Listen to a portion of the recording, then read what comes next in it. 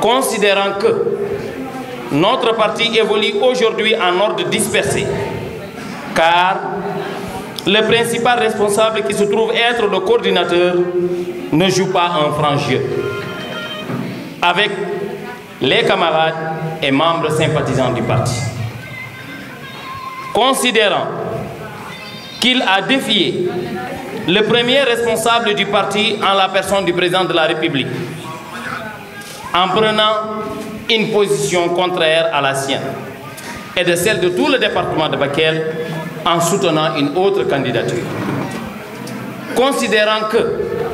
depuis qu'il est élu député, avec 3 mandats à son actif, il n'a jamais défendu les intérêts du département qui souffre de tous les maux, et ce, sur tous les plans. Santé, éducation, environnement, social, jeunesse et emploi, etc. Considérant que les problèmes de notre département n'ont jamais été ses préoccupations les majeures, il va jusqu'à défendre d'autres départements au vu et su de tout le monde au détriment de son propre département. Entendu que des médiations ont été toujours faites par des responsables au niveau national, régional, pour qu'ils œuvrent dans le sens de l'unification et de massification du parti, en traitant tous les responsables au même pied d'égalité et non en créant des lobbies et clans de tous bords.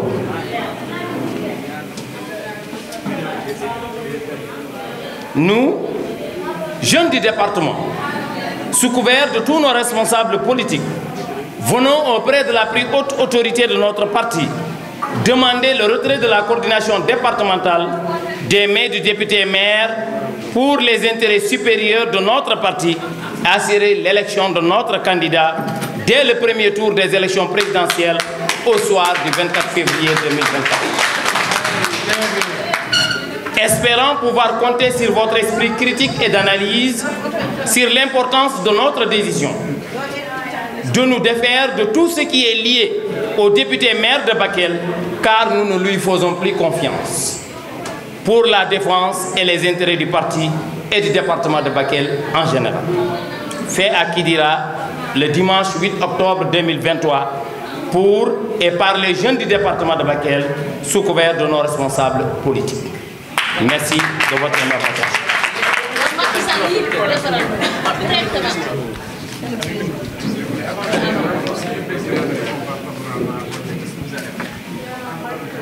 Bon, vous savez, nous sommes en politique. Et je crois qu'il y a beaucoup de stratégies. Nous n'allons pas défier le président, mais il faut savoir quand même qu'en politique, tout est permis. Nous lui demandons, vous avez déjà entendu que les jeunes ont déjà menacé de ne pas soutenir la candidature de notre candidat qui a été choisi par le président de la République si toutefois le coordinateur reste toujours sur place. Parce qu'en réalité, ce que nous sommes en train de faire, nous sommes en train de le faire pour l'intérêt du parti, mais pour l'intérêt du département de Bakel. Alors donc nous demandons tout gentiment et poliment au président de la République, mais aussi au président du parti, de pouvoir vraiment répondre favorable à notre demande. Li nak dara taxu ko ludul xex lepp lo xamne luy jëmale département de Bakel kanam lool rek moo tax lool rek moo yëkkati mbir mi moo taxit nag ñu taxawal benn mémorandum boo xam ne day ressortir lépp parce que mënuma nekk fii di lire mémorandum bi mais naa ko tënk rek boo xam ne dafa taxaw fii génnee lépp loo xam ne luy problème département bi jafe-jafe département bi département de Bakel je crois que kenn jaru saa ñu koy présenté ci Sénégal parce que même ñi fi ñëwul xam nañ luy département de Bakel jafe-jafe dong moo fi nekk naam président de la République am na lu mu fi jot a def naam président de la République yéene na lu bëri ci département de Bakel def na lu bëri ci département de Bakel waaye fu mu ko doon jaarale xëy na ñun ci ñun fu mu ko doon jaarale moo am défaut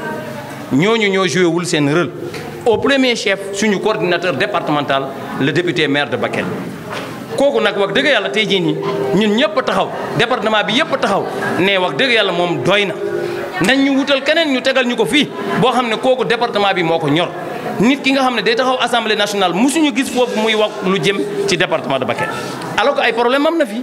te pourtant des fois dañuy gis muy défendre ñeneen di wax ci waxu ñeneen di défendre yeneen département donc yooyu lañ bëgg mu dàkk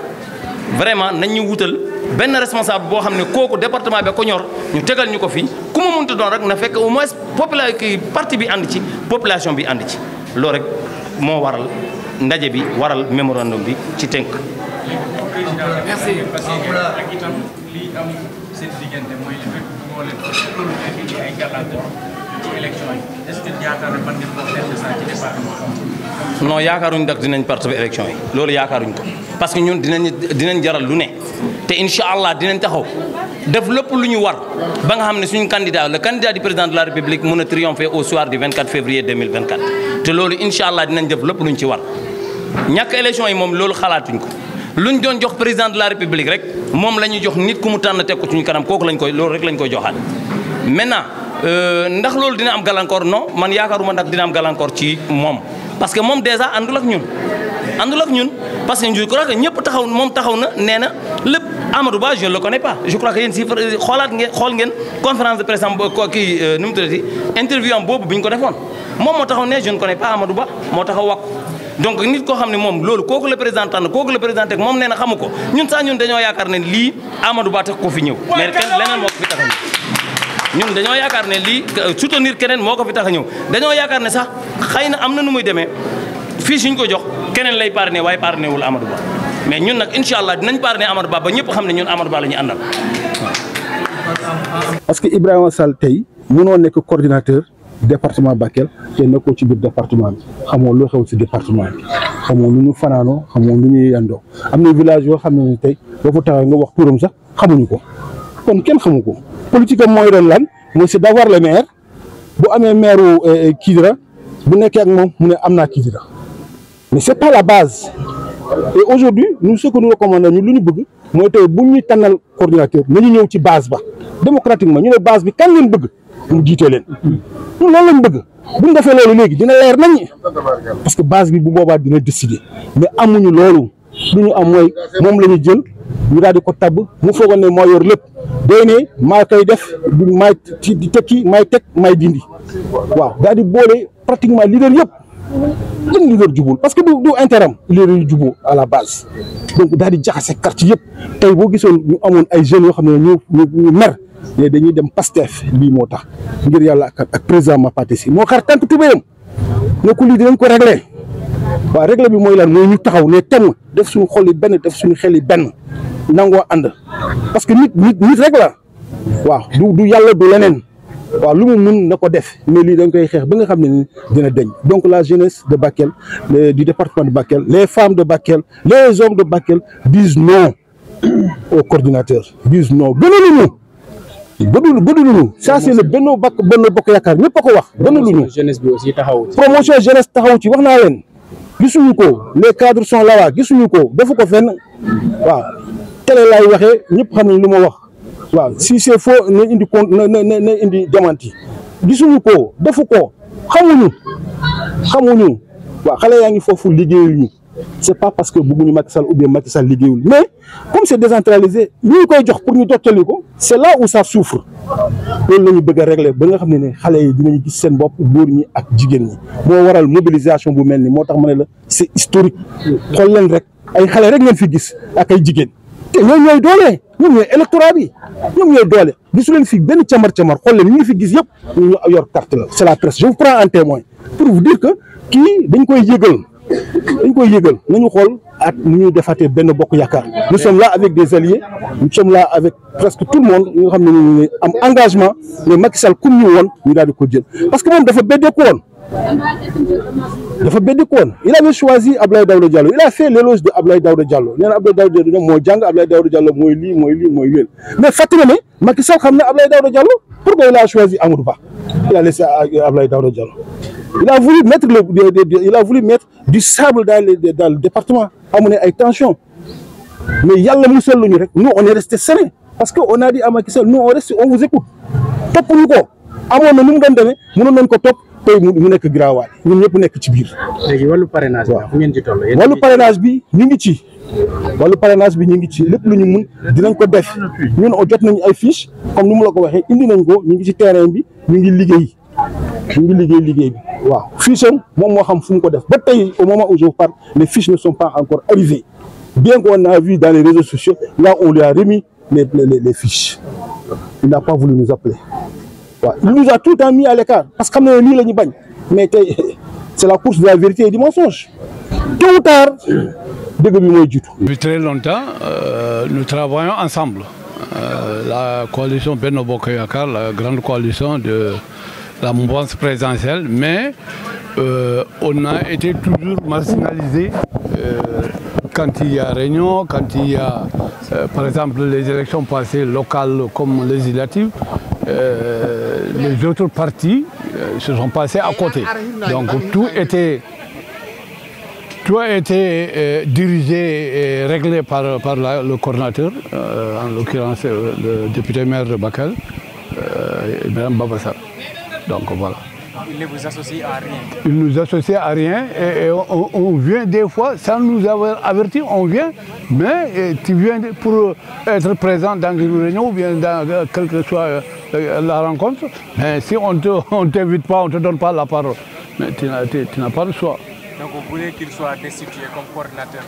Mais tout à fait, c'est dans l'intérêt de la coalition Benno Bokk Yakaar, c'est dans l'intérêt du département de Bakel. On souffre. Macky a beaucoup fait, il a beaucoup promis, mais c'est lui qui nous dit que des fois ils sont sur la table, ils sont en train de dîner ensemble, ils sont en train de ce sont dauphins. Mais l'intérêt du département de Bakel, l'intérêt Macky, lui, en tant que président de la République, président de l'APR, président de Benno Bokk Yakaar, il a joué le jeu qu'il fallait jouer. Maintenant, il reste aux coordinateurs départementaux de restituer et de faire la part des choses. Voilà. Aujourd'hui, quelles sont les difficultés sur lesquelles peut-être le député maire ou le coordinateur départemental de l'APR n'accepte pas de plaider en faveur du département? Parce que c'est deux choses différentes. Un coordinateur, c'est les partis de la mouvance présidentielle, les partis de la coalition qui choisissent. Le coordinateur, ce n'est pas par décret ni par arrêté.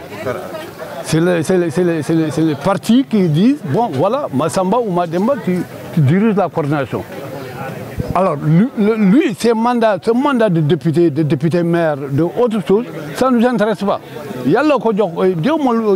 peut me donner la même chose demain après-demain. Mais ce que nous avons, nous, les militants de Benno Bokk Yakaar, de la coalition, ce qu'on lui a donné, mais si le gâteau n'est pas bien partagé, on a au moins le minimum de lui retirer le gâteau et partager à la bonne manière. Coordinateur mo ganduɗa min jeetama jamma min jeetama ñalarma hayso min jeehi min jeetama min mbawata haaldude ma wonantuma coordinateur kay ko neɗɗo mo ganduɗa hoore ma aɗa wawa yiide ɗum à tout moment tawa saɗa jogui haajuji ma kam aɗa wawi hollude coordinateur kanko jooɗani min ɗo noon kanko wonani min coordinateur ɗo henne pour so min jiiɗi wadde coordonné e Macky Sall koye makko min ndewata so wonti kanko anda caɗele ɗe min guuri ɗe oɗon coordinateur minen min cohlani on coordinateur o nafani min hay batte département o wona neɗɗo goto wonani ɗo ko yimɓe foof wonani ɗo henne wona min fuɗɗi e parti tan ko min wonata coordinateur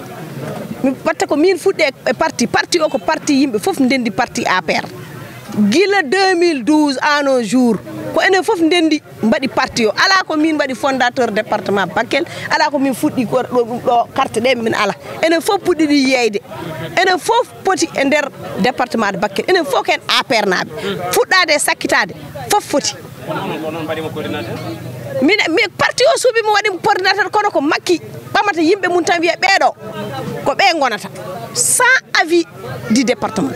par ce que minen so namdima min hol gonowo gonantuma ko joltowo wujjama kono wona batte ko onon goni yimɓe parti ɓe tan ko yimɓe nayo joyo ko onon gadi e parti e tan ko onon keɓata parti oɗon mbaɗa hen ko beele ɗon kamɓe ɓene Dakar ɓe ganda holko min guuri ɗo kala mbaɗaɗo hen élire so gayni jooɗo yima e climatiseur uji mum gasi on jii hay Macky Sall profil mum o haali ñana mum statut makko o wi wona jooɗade Dakar tan il faut retourner à la base ɗum ɗon yimɓe foof nani ɗum donc gartone base e gandon caɗele ɗe min guuri ɗe guurdone yamen ko sabi ɗon ha oɗo saaha on mbi ende o heeɓi mandaji tati aɗa andi ko tagi ha hande tawori min hen minen gila adan ko ni min daruri minen ko Macky Sall waɗi min yitte Macky Sall waɗi min fof joni Macky Sall sa yiɗi ɗum ɓami ngal ɗo leggal addi ɗum wona mbiyata ko yidde ma tan keddoɗa kono ngol ɗo noon min calima ngol ɗo komin saliɓe tan o wawat tan o adda mo population yiɗi o mo département o yiɗi o min jaada e makko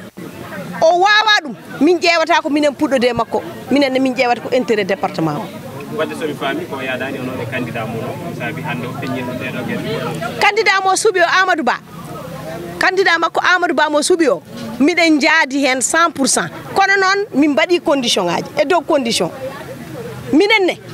komin jiiɗe e nder département he ko o waɗana min gati département ji Sénégal ɗi foof département de Bakel ɓuuri tardude département de Bakel ɓuuri wadde ruqe kañum ko nder woni département mo ganduɗa waɗani visible donc nak on département hande kanko mo foti wattude hakkille makko no fewi o daara département o kanko Macky Sall o waɗi ɗo noon o wi ko Amadou Ba o wi minen ne min mbi Amadou Ba e dow condition noon wona ko wonno ko kadi ne wonta ala ko wonno ko so wonti tan goto fof jeeyi hoore mum hande mbawɗa wiide ko min woni lamɗo Sénégal kono a wawi wiide ko an woni lamɗo département de Bakel wadde so gardirɗo coordination ittaka élection oɗon mbawi yaade banggueji goɗɗi so ittaka ɗo coordinateur hay batte fewata te kala hen nde wiya yimɓeɓe jeehi laabi mumen woto bettuɓe gati ko min haalduɓe ɗum miɗen gayni département o ha waɗi feggere ɓe garani ɓe ɓuuri hewde arɓe ɓe gati haalaka law hunde nde koye nder 48 heures tan waɗa organisé ene waɗi commune aji ɓurɗi wadde ruqe e nder ɗo men goni ko ha nder ngala no gardi ɗo henne sono joguiɗo no gardi hande yimɓeɓe keƴata e kidira ɗum noon ko haala ɓamdaka yimɓe foof ndendi hankkadi jeunesse o yiɗi yiide hoore mum e nder département de Bakel nayeɓe kostan gardintake sukaɓe ne jooɗi ene mbawi yoltude hujjaji yimɓe jaaha jolta hujjaji meɗen gati neɗɗo malaɗo fof ko joguiɗo dono eyyi kono liggey mo ala dono ko min tan wonata hen tan ha mayde on jamono hankkadi nam yimɓe guiwe muɗum eyyi bon il semblerait ko oɗon ɗeɓi sikkitade wonde o yaadani e candidat mo Macky Subi kanko kay o yaadani hen par ce que o wi kanko o yaadi koye Ablaye Daouda Diallo laftani ɓe artu hen kanko Ibrahima Baba Sall o wi kanko o yaadi koye Ablaye Daouda Diallo ɗum ɗon ha aduna fof yiiɗum so tawi président suɓani Ablaye Daouda Diallo kanko o yaadani mum aɗa andi joni an ka gardiɗo ko département ardimma hay saɗa ɓama des décision il faut garta e base ma mbiya joni onon holko mbiɗon joni so ɓami Daouda Diallo jaadane mon ma walla mbiɗa so nawi Amadou Ba jaadane mon ha nana ko département ma wi so tawi kay aɗa hooli wonde ko département ma wanma kono kanko o wat engagé déjà o wi kanko ko Ablaye Daouda Diallo o yaadi par la suite o yeehi kadi o yaltitoyi kadi o haali kadi o wi kanko kala mo président waɗi ɗo ko on o wondi hande o mais wona ɗum o wino adan o yaadi koye Ablaye Daouda Diallo so président mamani Abdoulaye Daouda Diallo mo wawi ɓamde foof kamɓe ɓe jatta e jomum ɓe mbaɗan parti mabɓe banggue donc sa yeehi noon a addi kayitaji ma parrainage a wi yomin mbaɗane parrainé est ce que ene siiri wonde ko Amadou Ba jaaɗɗa